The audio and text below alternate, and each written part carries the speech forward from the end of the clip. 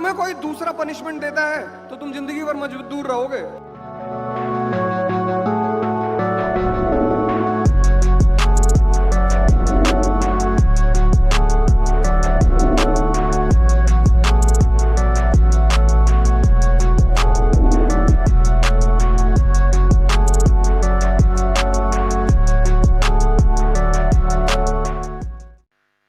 एक आदमी डाइवोर्स लेने गया अपनी शादी के 5 साल बाद, तीसरी चाबी।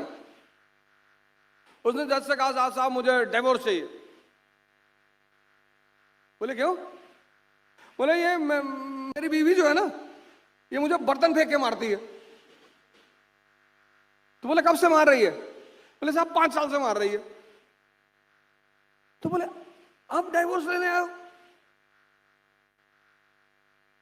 बोले अब इसका निशाना लगता है। तो तीसरी चाबी क्या है? प्रैक्टिस।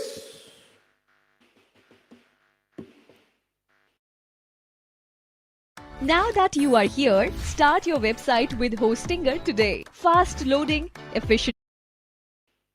माता सावित्रीबाई फूले का नाम सुना है? उन्होंने बड़ी जबरदस्त लाइन कही, बड़ी जबरदस्त। उनका बड़ा योगदान है शिक्षा के क्षेत्र में, बहुत। उनका और उनके हस्बैंड का, ज्योतिबा फूले एंड माता सावित्रीबाई फूले। उनकी एक लाइन है, उसको लिखना आज जाके अपनी डायरी में,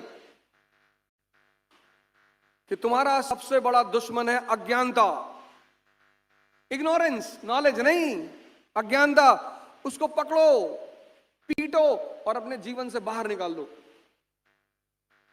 अज्ञानता मतलब ये नहीं कि हम पढ़ने नहीं गए। फिर वही बात, डिमांड। तुम जो भी करते हो ना, उसकी एक डिमांड है। अब सबसे अंतिम चाबी, चौथी। 3 चाबी क्लियर? तुम ऐसे क्यों नहीं पढ़ते?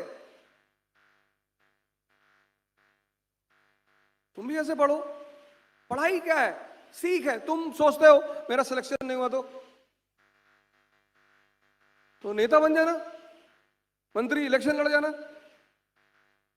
नहीं सर पैसा नहीं है, बाबा बन जाना। अभी तुम्हारी उम्र 21-22 साल होगी, 10-12 साल बाद जितने अभी प्रेजेंट नामी बाबा हैं सब खत्म हो जाएंगे, तो तुम आ जाना। आईएएस की तैयारी करोगे, नॉलेज का भंडार रहोगे। 10-12 अच्छे लोग रखना, कायदे के चमचे, चेला स्ट्रॉन्ग। वो खड़े हो जाए बीच में, बाबा जी आपकी ताबीज ले गए थे, लड़का क्लर्क बन गया। ओ बैठो बैठो बैठो बैठो।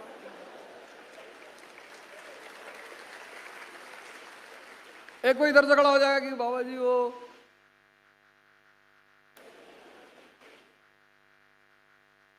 है ना, ये संसार, ये धन, ये माया है, मुझे दे दो। कुछ तो बनोगे ना यार, ऐसा थोड़ी कुछ नहीं बनोगे। तुम तो जबरदस्ती एक बात में पड़े हो, नहीं हुआ।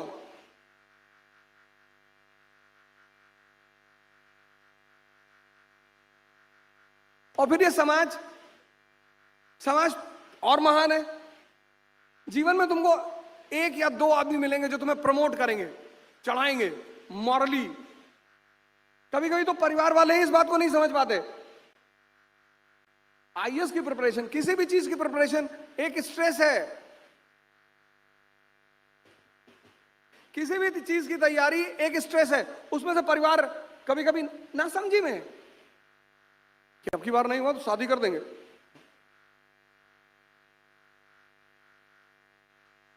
अब की बार कई सारे लड़के हुए। एक लड़का है रमेश, उसका 7th अटेम्प्ट में हुआ।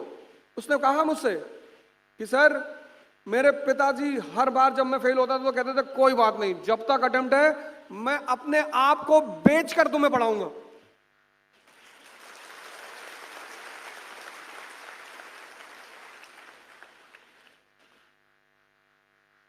थोड़ा उसका शेड्यूल बिजी था, नहीं तो हम उसको भी लाते।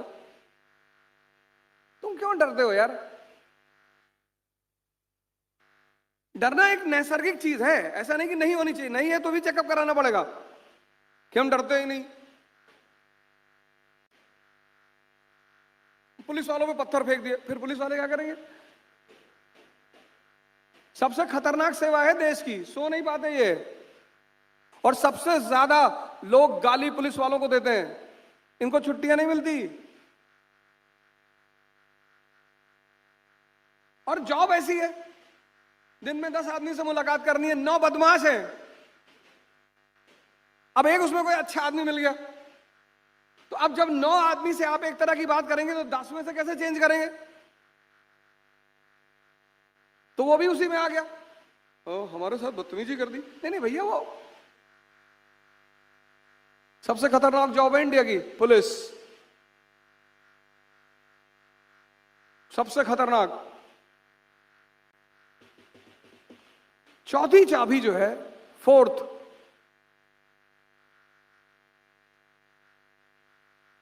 क्या? तुम छोटे थे, स्कूल जाते थे, होमवर्क करते थे ना? क्यों?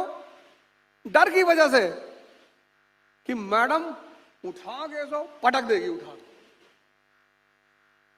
और कितने भी बहाने बनाओ, कितने भी, मैडम वो दर्द हो रहा था मैडम, इससे कर लेते, मैडम इससे लिख नहीं पाते, मुंह से पकड़ के लिख देता आंसर।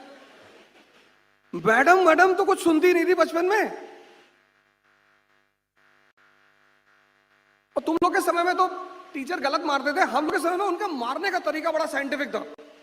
यहां मारते थे एक्यूप्रेशर पे, कि यहां मारेंगे तो ये खुलेगा तुरंत, सारे एक्यूप्रेशर के पॉइंट यहां है। आज के टीचर तो यहां मार दिए, आंख की रोशनी चली गई। हमारे टीचर ऐसा नहीं मारते थे, यहां मारते थे, यहां। मान लें कि आपके इनबॉक्स में 2 नए ईमेल हैं। ऐसा लगता है एक ईमेल किसी बिजनेस ने भेजा है और दूसरा पता नहीं कहां से आया। क्या तुम मुर्गा बन जाओ जब आदमी वाला कोई गुण ही नहीं है तुम्हारे अंदर?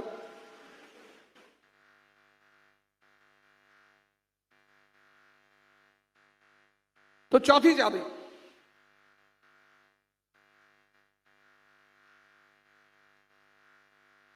चौथी चाबी है दंड, पनिशमेंट। खुद को, अगर तुम्हें कोई दूसरा पनिशमेंट देता है तो तुम जिंदगी भर मजबूर रहोगे।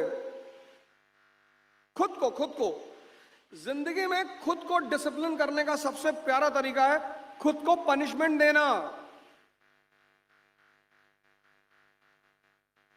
एक 80 साल के बुढ़ा बुढ़िया, हेल्दी, स्वस्थ, जॉगिंग करते हुए, एक नौजवान उनको डेली देखता था कि ये 80 साल के बुढ़ा बुढ़िया ये डेली 10 किलोमीटर दौड़ते हैं। एक दिन उससे बर्दाश्त नहीं हुआ, उसने जाके पूछा कि दादा इतने हेल्दी हो, 80 साल में दोनों, कैसे? बोले बेटा जब हमारी शादी हुई तो हमने डिसाइड किया कि जब भी झगड़ा होगा और जिसकी भी गलती होगी वो 5 किलोमीटर वॉक करेगा। बोले ज्यादातर गलती मेरी ही होती थी, तो मैं 5 किलोमीटर वॉक करने चला जाता था। अच्छा, बोले आप तो चले जाते थे, ये दादी बोले ये देखने आती थी कि मैं जाता हूं कि नहीं।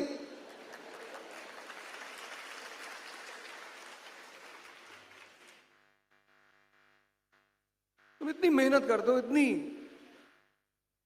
मैंने कहा ना कि पूरे भारत में मैं पढ़ाने जाता हूं और सबसे ज्यादा मेहनत यहां के लड़के करते हैं, और खासकर इलाहाबाद के। सब इलाहाबाद कानपुर तो अगल बगल है, यहां यूपी के लड़के सबसे ज्यादा, बिहार, यूपी बिहार दोनों सबसे ज्यादा। बहुत तो ऐसे हैं जिनके घर से प्रॉपर पैसा नहीं आया, खाना नहीं आता,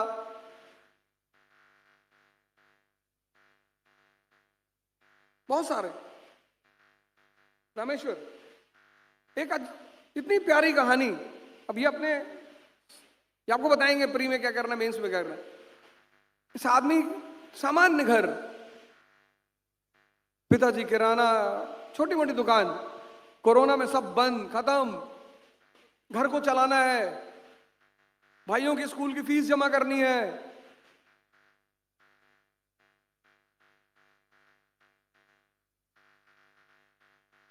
अब किराना को जो दुकानदार है उसकी अंबानी थोड़ी है कि 10 साल देश बंद हो जाएगा तो उसका घर चलेगा। वो तो डेली कमाएगा, डेली खाएगा, और सारा बोझ इस आदमी के ऊपर। पैसा नहीं है, कोचिंग फीस कैसे जमा करेंगे, दिल्ली पढ़ने कैसे जाएंगे, कितनी चुनौतियां, घर को संभालना, भाइयों को स्कूल का फीस जमा करना, अपनी तैयारी करना, घर पालना। तो इस आदमी ने कोचिंग में पढ़ाया, स्कूल की कोचिंग 11, 12 2 साल, इसीलिए 26 साल में सिलेक्शन हुआ, नहीं तो 22 में हो जाता, 24 में हो जाता।